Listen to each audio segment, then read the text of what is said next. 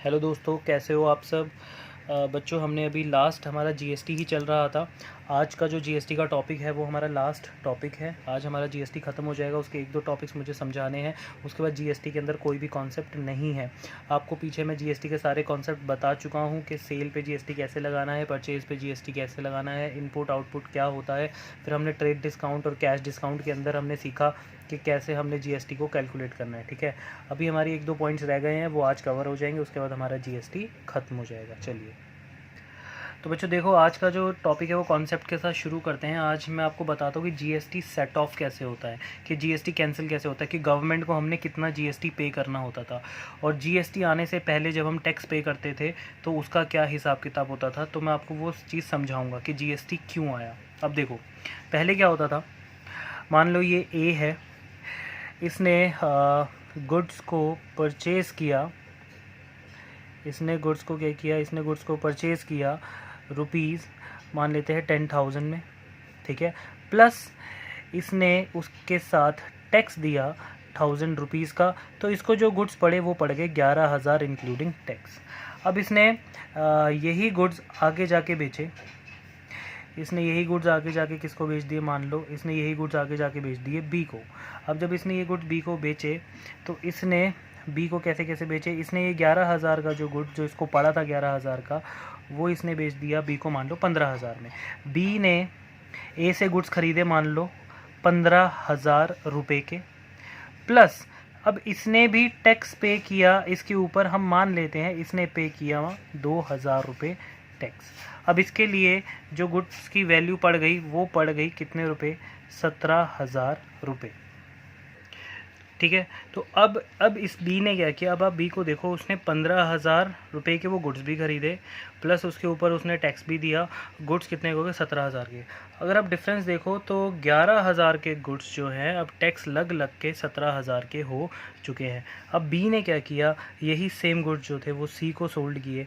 ठीक है, अब सी ने जो ये 17,000 का गुड्स था, बी ने इसको बेचा 20,000 रुपये में, प्लस इससे टैक्स भी लिया, मान लेते हैं 3,000 रुपये। मैं ये एक एग्जांपल ले रहा हूँ। ठीक है, अब यहाँ पे सी को जो वो गुड्स पड़ा वो पड़ा 23,000 रुपये का, 23,000 रुपीज़ का वो गुड्स पड़ा।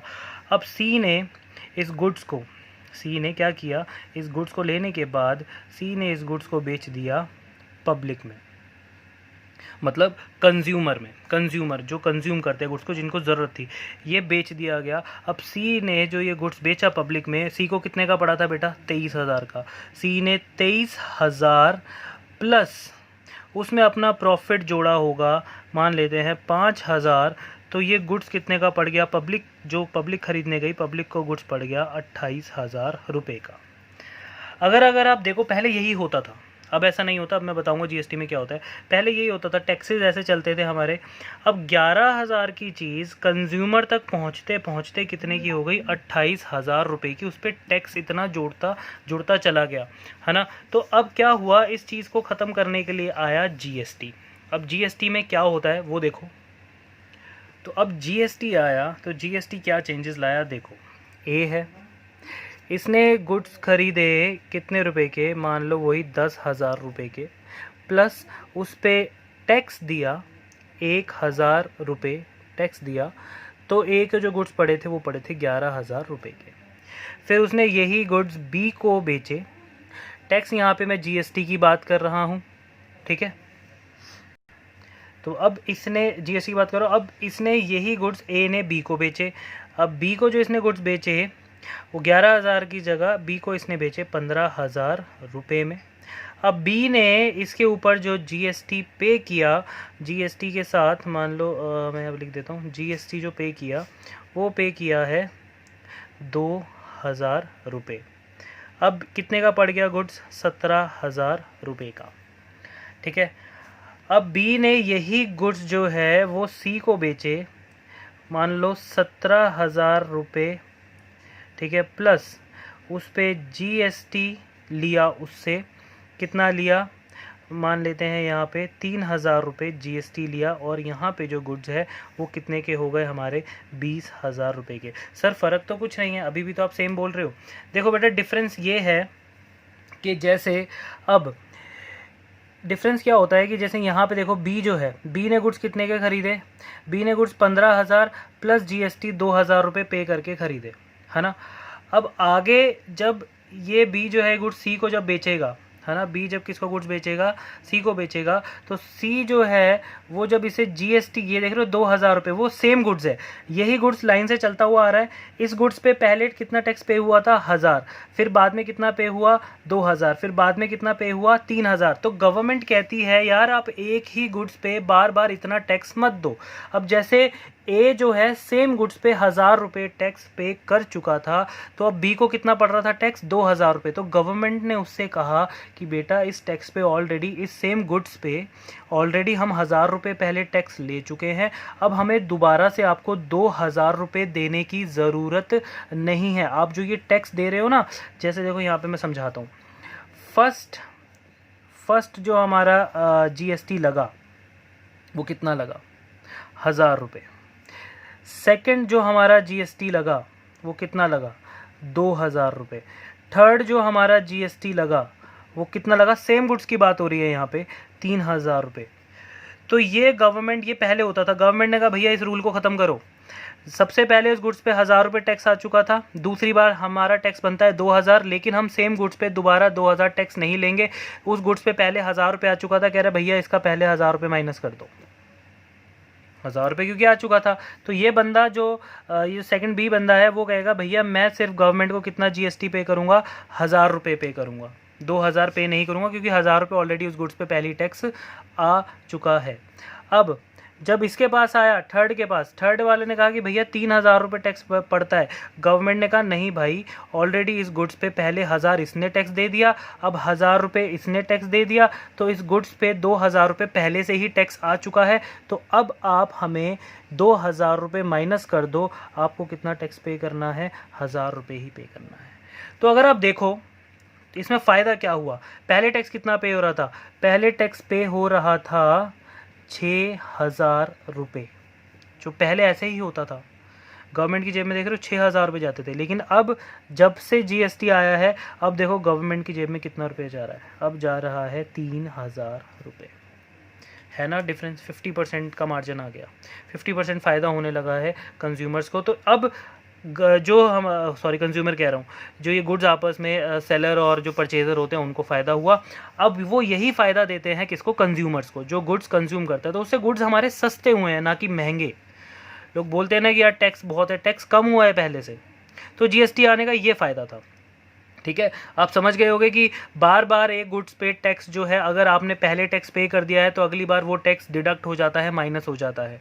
ठीक है, तो ये होती है हमारी set of entry. Set of क्या, आपने जितना क्या कहते हैं टैक्स पे किया है, आपने जितना टैक्स पे किया है आप उसको उतने में से माइनस कर सकते हो। याद रखना, आप सेम गुड्स पे जितना टैक्स पहले पे कर चुके हो, अब जब आप गवर्नमेंट को पे करने जाओगे तो उनसे आप पूछोगे कि ऑलरेडी ये जो मैंने गुड्स परचेज़ किया है इस पे ऑलरेडी पहले से ही टैक्स पेड है, तो मैं वो टैक्स सेट ऑफ करूँगा, उसके बाद जो मेरा अमाउंट आएगा मैं उतना टैक्स आपको पे करूँगा। बात समझ आती है। तो ये था जीएसटी का सेट ऑफ, कि इसको हम कैसे अपने जो टैक्स है उसको हम चार्ज करते हैं। क्लियर है बेटा। अब इसी के बेसिस पे मैं आगे और क्वेश्चन आपको कराता हूँ। तो बेटा देखो, अभी तो आपने सीखा है सेट ऑफ कि जीएसटी क्यों आया, कैसे आया, उसको हम कैसे सेट ऑफ करते हैं। अब हम एक दो टॉपिक्स और समझते हैं इसमें। एक होता है input credit is not allowed. Sir अब ये इनपुट क्रेडिट क्या होता है, देखो यार बहुत ध्यान से सुनना। एक बंदा है जिसका बिज़नेस है फर्नीचर का, ठीक है, एक पर्सन है जिसका बिज़नेस है फर्नीचर का। अब वो अपना बिजनेस फर्नीचर जो सेल और परचेज़ करता है उस पर जीएसटी पे भी करता है परचेज़ करने पे, और जीएसटी कलेक्ट भी करता है सेल करने पे, है ना। तो जीएसटी जो पे किया जाता है वो हमारा बिज़नेस के मतलब हमारा बिज़नेस पे करता है। बिज़नेस कभी भी इनकम टैक्स पे नहीं करता, बिज़नेस हमेशा पे करता है GST, goods and services tax. ये बिज़नेस का टैक्स होता है। हम जो प्रॉफिट और इनकम अर्न करते हैं वो हमारा पर्सनल टैक्स होता है, डेट इज़ इनकम टैक्स, वो अलग होता है। तो बिज़नेस का टैक्स कौन सा होता है बच्चों, जीएसटी। और जीएसटी हम किस पे देते हैं, जो हम बिज़नेस करते हैं, हमारा जो बिज़नेस है हम उस पर क्या पे करते हैं, जीएसटी। अब एक बात बताओ, एक पर्सन जिसका है फर्नीचर का काम, ठीक है, वो उसका काम है फर्नीचर का सेल परचेज करता है, जीएसटी लेता भी और जीएसटी देता भी है। अब क्या हुआ, वो अपने कस्टमर्स के साथ, वो अपने बिजनेस पार्टनर्स के साथ एक रेस्टोरेंट में गया, कुछ डील करनी थी उन्हें, वो एक रेस्टोरेंट में जाते हैं, वहाँ पे खाते हैं पीते हैं और वहाँ पे उनका बिल आ जाता है। और वहाँ पे जो बिल आता है, अब बिज़नेस मीटिंग से गए थे तो खर्चा भी वो बिज़नेस के सर ही आएगा, क्योंकि बिज़नेस की वजह से जो भी खर्चा होता है वो सब बिज़नेस ही रिकॉर्ड करता है। अब वहाँ पे बिज़नेस मीटिंग थी, वहाँ पे उन्होंने कुछ रिफ़्रेशमेंट्स लिए, कुछ खाया पिया। अब वहाँ पे जो बिल आया वो जीएसटी के साथ आया। जो रेस्टोरेंट वालों ने बिल दिया वो जीएसटी के साथ दिया। अब जीएसटी के साथ उन्होंने उसको पे भी किया। मान लो 9,000 रुपये का बिल आया, उसमें 1,000 रुपये जीएसटी ऐड हो गया, 10,000 रुपये उन्होंने पे किया। अब अगर बिज़नेस अपने जब रिकॉर्ड करेगा, जब बिज़नेस उस एंट्री को रिकॉर्ड करेगा, तो क्या उसको वो वाला जीएसटी रिकॉर्ड करना चाहिए जो उसने खाने पीने पे खर्च किया है? सोचो, वो उसको रिकॉर्ड नहीं करना चाहिए। क्योंकि मैंने क्या कहा, बिज़नेस में आप जो भी जिस चीज़ का भी बिज़नेस करते हो, सेल परचेज़ करते हो, उसके ऊपर जो आप टैक्स लेते हो और देते हो वो रिकॉर्ड किया जाता है। ये छोटे मोटे रेस्टोरेंट्स के बिल जो होते हैं उसके ऊपर अगर आप जीएसटी दे रहे हो वो रिकॉर्ड नहीं किया जाता। अगर आप मैकडी जा रहे हो ऑफिस कलीग्स के साथ, ऑफिस के किसी मीटिंग में मैकडी में बैठे हो, वहाँ पे 2 बर्गर खा लेते हो, उसके ऊपर आप जीएसटी दे देते हो, इसका मतलब ये नहीं है कि आपका बिज़नेस उस जीएसटी को शो कर लेगा, इनपुट जीएसटी डाल देगा और बाद में कहेगा जी ये देखो मैंने तो रिफ्रेशमेंट का बिल दिया था, उसका भी 1,000 रुपये जीएसटी है इनपुट, तो मैं अब आपको जो सेट ऑफ एंट्री जो मैंने अभी पीछे सिखाई थी, सेट ऑफ एंट्री, तो वो उस रेस्टोरेंट का बिल जो उसने पे किया होगा जीएसटी के साथ, वो उस जीएसटी को भी सेट ऑफ कर देगा अपने गुड्स के साथ। क्या ऐसा हो सकता है कि रिफ्रेशमेंट के बिल का जो जीएसटी उसने दिया है वो अपने गुड्स के जीएसटी के साथ मर्ज कर ले? ऐसा हो सकता है? नहीं ना। आप गवर्नमेंट को, अभी जो मैंने आपको सिखाया, मैंने क्या सिखाया ये देखो, ये इसलिए बताया गया था आपको इस इनपुट जीएसटी को समझाने के लिए।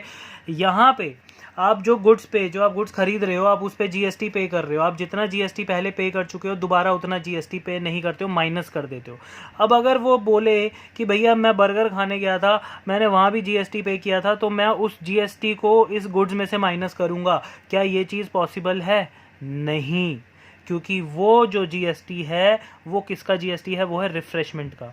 तो input GST input credit is not allowed का मतलब ये होता है कि अगर आप रिफ्रेशमेंट वगैरह वगैरह के ऊपर आप जीएसटी पे कर रहे हो किसी रेस्टोरेंट में बैठकर, तो उस जीएसटी को आप शो नहीं करोगे। जीएसटी को शो करने का मतलब है जीएसटी अकाउंट ओपन नहीं करोगे, मतलब GST account debit, input GST account debit नहीं करोगे।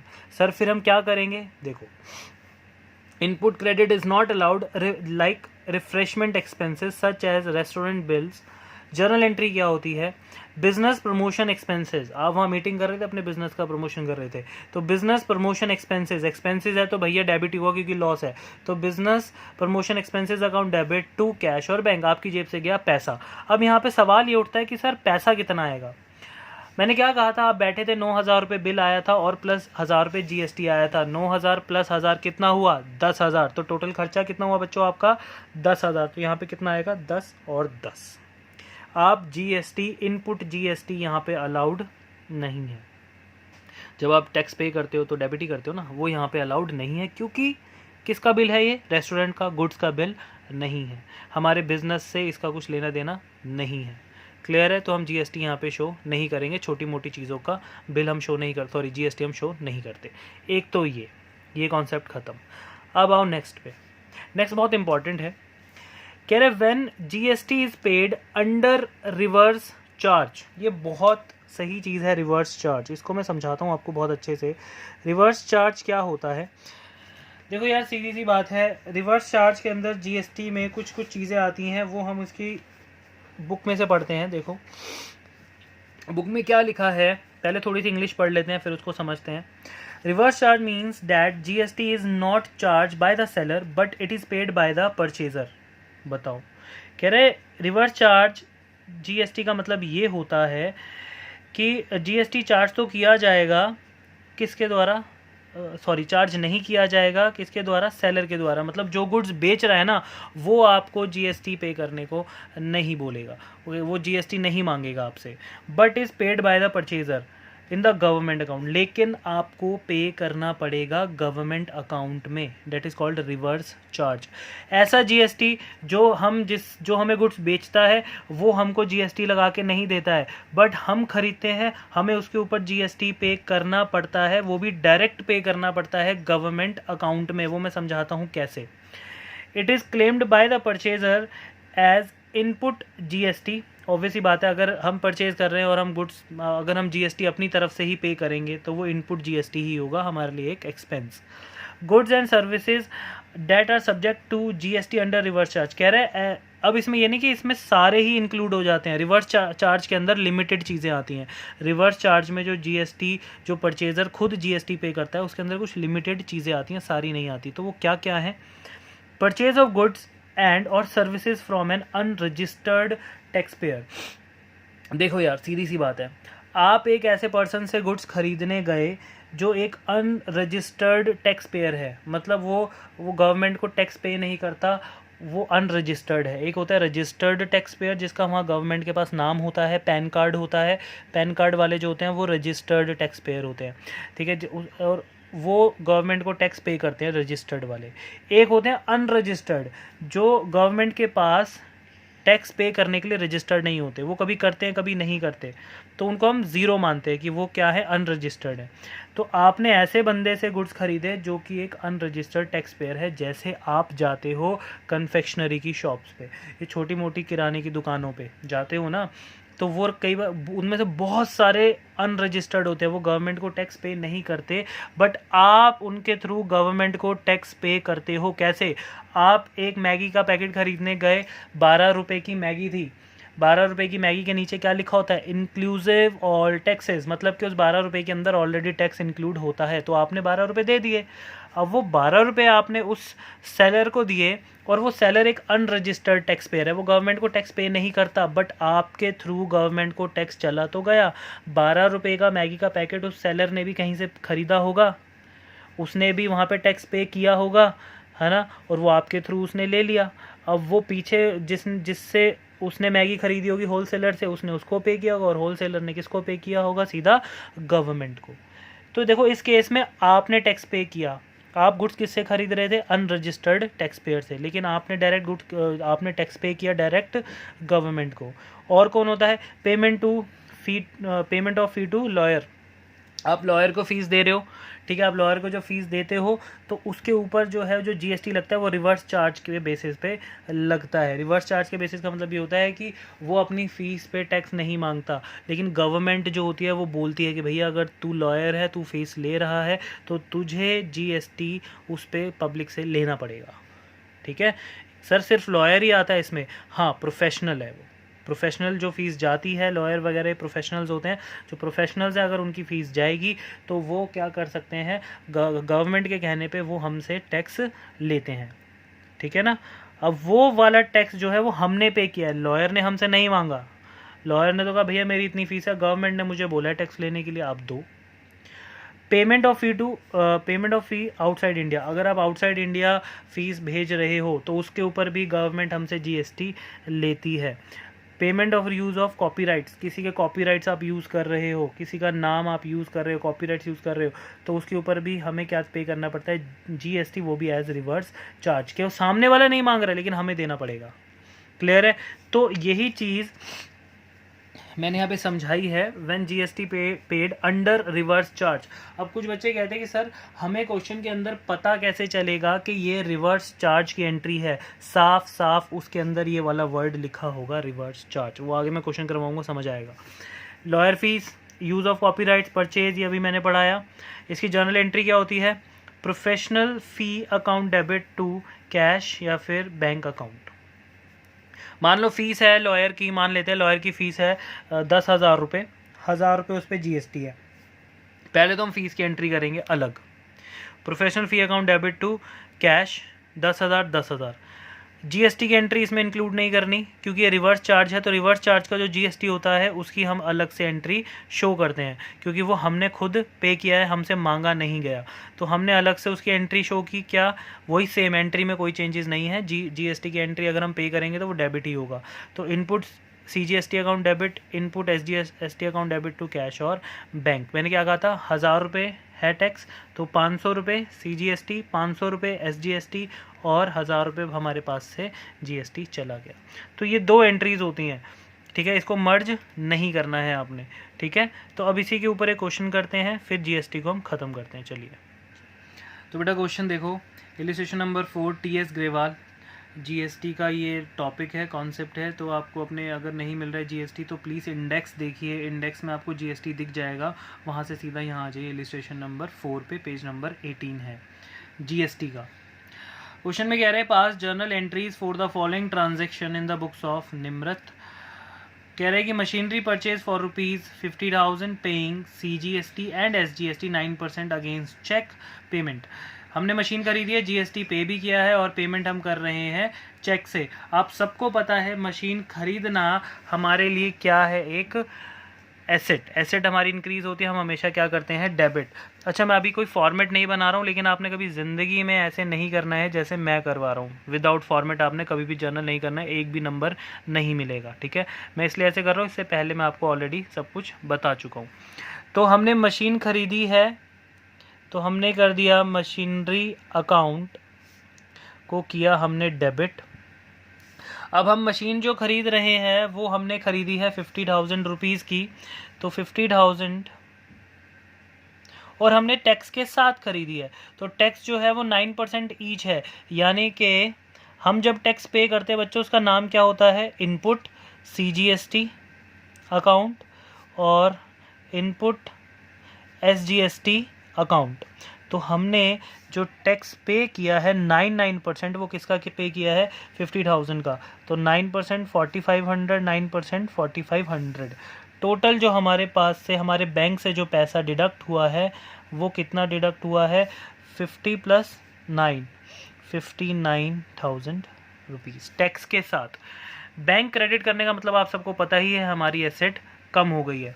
तो बीइंग लिखा जाएगा, being machinery purchase including GST. और सेकंड पॉइंट में देखो क्या कह रहा है, कह रहे हैं rent paid by cheque for business premises 10,000 plus CGST SGST 9% each. Rent pay किया है भैया, खर्चा किया है। एक्सपेंस पे किया है, एक्सपेंस पे करते वक्त हमने GST भी साथ में पे किया है, तो हमारा फिर खर्चा हुआ, ठीक है। अब यहाँ पे फिर से एंट्री करेंगे। रेंट पे करना एक एक्सपेंस है और एक्सपेंसेस बढ़ते हैं तो हमेशा क्या होता है, डेबिट होता है। तो रेंट अकाउंट डेबिट 10,000 रुपये का रेंट, प्लस हम उसके साथ क्या दे रहे हैं, जीएसटी पे करते हैं, उसका नाम क्या होता है, इनपुट। तो CGST account input SGST account, ये दोनों ही क्या हो जाएंगे, डेबिट, क्योंकि हमारा ये एक तरह से एक्सपेंस है जीएसटी पे करना। तो कितना 900, 99% निकाल लो 10,000 का, 900, 902। चेक नहीं है तो क्या ले लेंगे, टू कैश अकाउंट। तो टोटल हमारा कितना पे हो रहा है, 11,800 रुपये, 11,800 being rent paid including GST. Third entry में देखो क्या कह रहा है, telephone bill of ₹2,000 plus CGST SGST। Telephone bill pay कर रहे हैं, दोबारा से खर्चा कर रहे हैं, जीएसटी के साथ पे कर रहे हैं, वो भी कैश में। तो प्रॉब्लम कुछ नहीं है, जीएसटी सिर्फ डेबिट क्रेडिट करने आना चाहिए और कुछ नहीं, बाकी सारी पुरानी जर्नल है।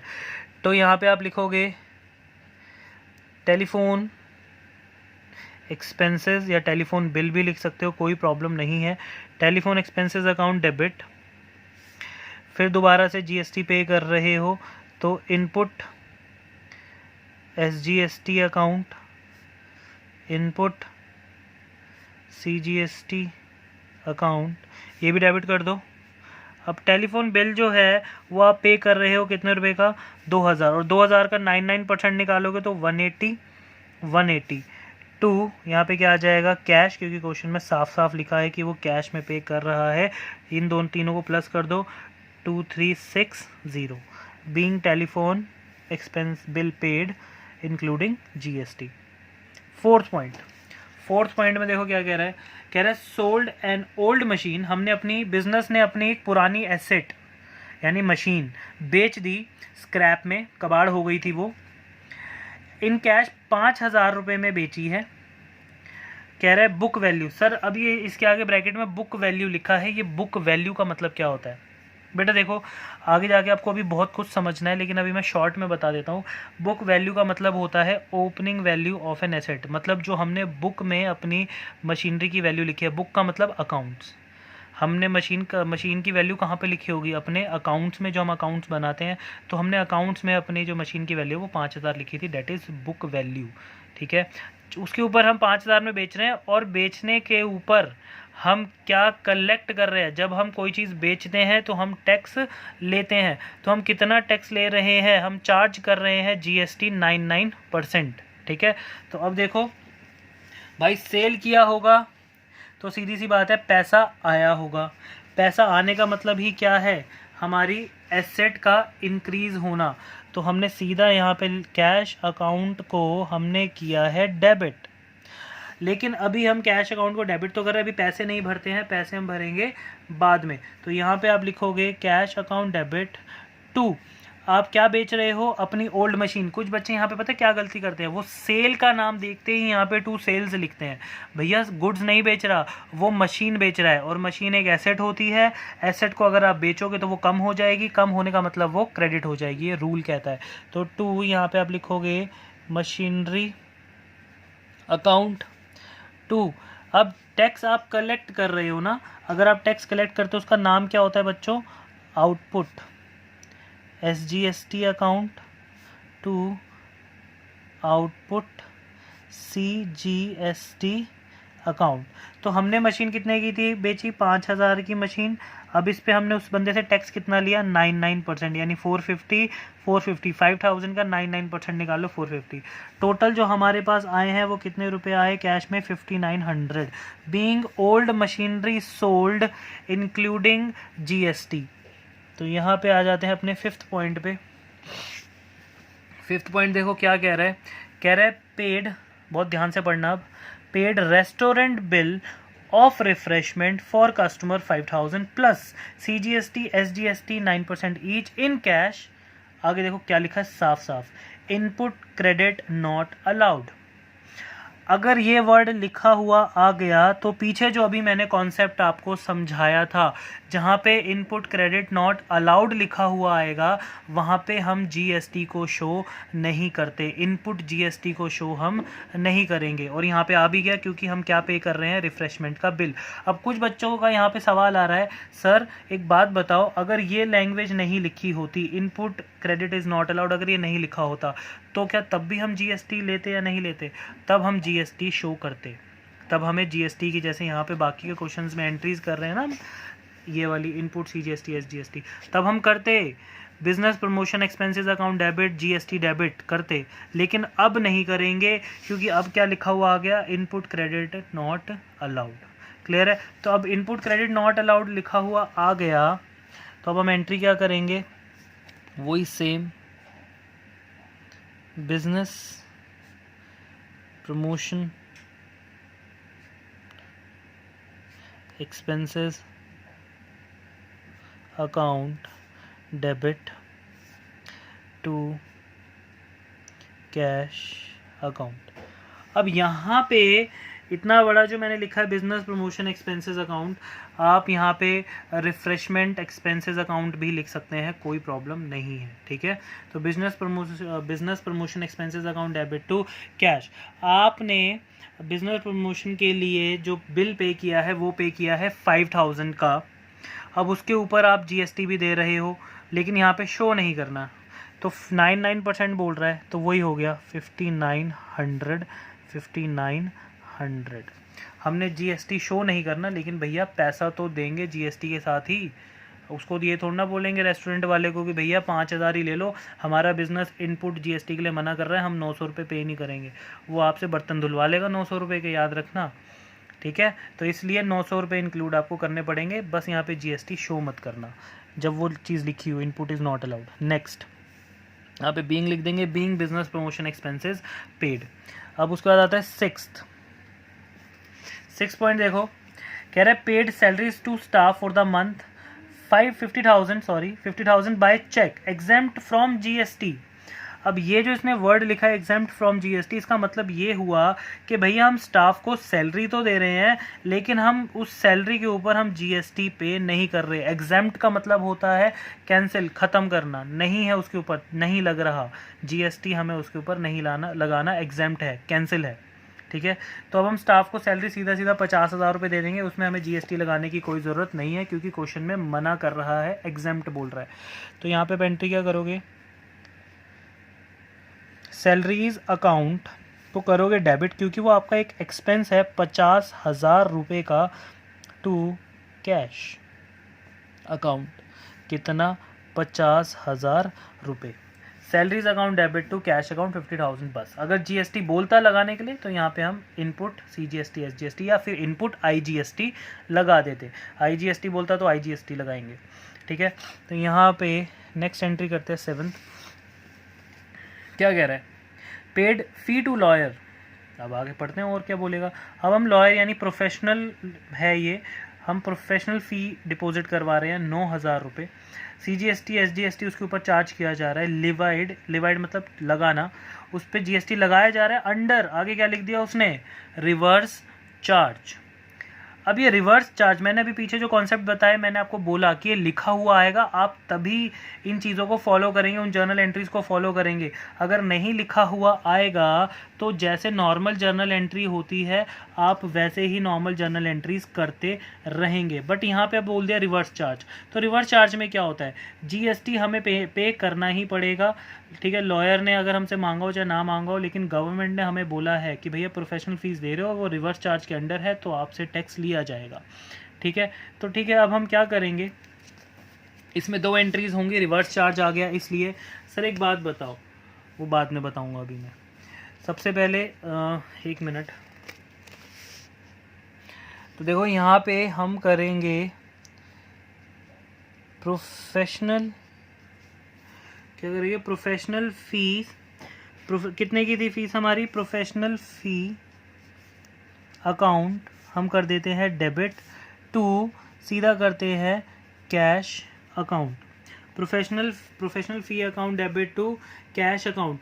हम पहले उसको जो फ़ीस देनी है हम उसको पहले अलग से शो कर लेते हैं, कितना फ़ी पे करना हमें, 9,000 और 9,000 रुपये, ये पहली एंट्री। रिवर्स चार्ज है इसलिए उसमें 2 एंट्री होगी क्योंकि जीएसटी की एंट्री हम अलग से शो करते हैं उसमें। तो जीएसटी की एंट्री क्या करेंगे, जीएसटी पे कर रहे हैं भाई, गवर्नमेंट ने हमसे मांगा है, तो input CGST account, input SGST account, ये हो गया डेबिट। अब 9,000 रुपये का आप 99% निकाल लीजिए, that is 810 to cash account. तो आपने इन दोनों प्लस किया, कितना आया, सॉरी 1620, तो 1,620 रुपये हमने जीएसटी की एंट्री की। अब मैं ये कह रहा हूँ कि कुछ बच्चों का सवाल ये हो सकता है सर कि अगर इस क्वेश्चन में यहाँ पे जो ये रिवर्स चार्ज लिखा है, अगर ये रिवर्स चार्ज नहीं आता और उसके बाद जीएसटी आता तो हम क्या करते, तो फिर हम बेटा ये जो मैंने अलग अलग एंट्री की है रिवर्स चार्ज की एंट्रीज़, तो हम फिर अलग अलग नहीं करते, इसको ऊपर मर्ज कर देते, बस यही चेंज था और कोई चेंज नहीं है। रिवर्स चार्ज आएगा तो आपको अलग अलग लिखना पड़ेगा, ठीक है। चलिए नेक्स्ट कह रहा है advertisement expenses of ₹40,000 plus CGST SGST 9% paid by cheque. Advertisement, आप अपने बिजनेस की कोई एडवर्टीजमेंट कर रहे होंगे, उस पर खर्चा हुआ 40,000, अब उसके ऊपर आपको क्या पे करना पड़ेगा, जीएसटी पे करना पड़ेगा। तो एडवर्टीजमेंट हमारे लिए एक एक्सपेंस है, एक्सपेंसेस बढ़ते हैं तो वो हमेशा डेबिट होते हैं। तो एडवर्टीजमेंट एक्सपेंसेस अकाउंट को आप कर देंगे डेबिट, फिर आप उसके ऊपर क्या पे कर रहे हैं, input CGST account, input SGST account, ये भी आप डेबिट करेंगे। आपका जो खर्चा है एडवर्टीजमेंट का वो कितना आया है, 40,000, उसके ऊपर आपको 99% जो है क्या पे करना है, जीएसटी 3600 टू चेक से, अगर आप चेक से ही पेमेंट कर रहे हैं हम, तो यहाँ पे क्या आएगा, टू बैंक अकाउंट। हमारे बैंक से कितने पैसे निकले, 47,200 रुपीज़ की हमारी जो एसेट है वो कम हो गई। तो ये था हमारा जीएसटी। अब इसमें कुछ बचा नहीं है, यही सब चलेगा, जीएसटी डेबिट क्रेडिट, जो 2-3 चीज़ें थी वो मैंने आपको समझा दी, ठीक है। एक सेट ऑफ एंट्री मैंने आपको जर्नल नहीं बताई अभी, कौन सी जर्नल नहीं बताई है? जीएसटी को जब हम गवर्नमेंट को पे करते हैं तो वो गवर्नमेंट को पे करते वक्त जर्नल एंट्री हम क्या करते हैं। मैंने आपको सेट ऑफ करना तो सिखा दिया, लेकिन आपको मैंने अभी उसकी जर्नल नहीं बताई है, वो मैं आपको टाइम आने पर ढंग से समझाऊंगा जब आप थोड़े और बड़े हो जाओगे। ठीक है, तो अभी के लिए जीएसटी को यहीं रोकते हैं, सिर्फ और सिर्फ जर्नल एंट्री के चैप्टर के लिए हमने जीएसटी ख़त्म किया है। आगे आने वाले चैप्टरों में भी जीएसटी है तो वो उन चैप्टर्स में पढ़ेंगे। तो अब हमारा जो नेक्स्ट चैप्टर शुरू होगा वो होगा लेजर, और वो जिस दिन शुरू होगा उसी दिन ख़त्म हो जाएगा, क्योंकि वो बहुत आसान है। ठीक है बच्चों, till then bye bye, take care.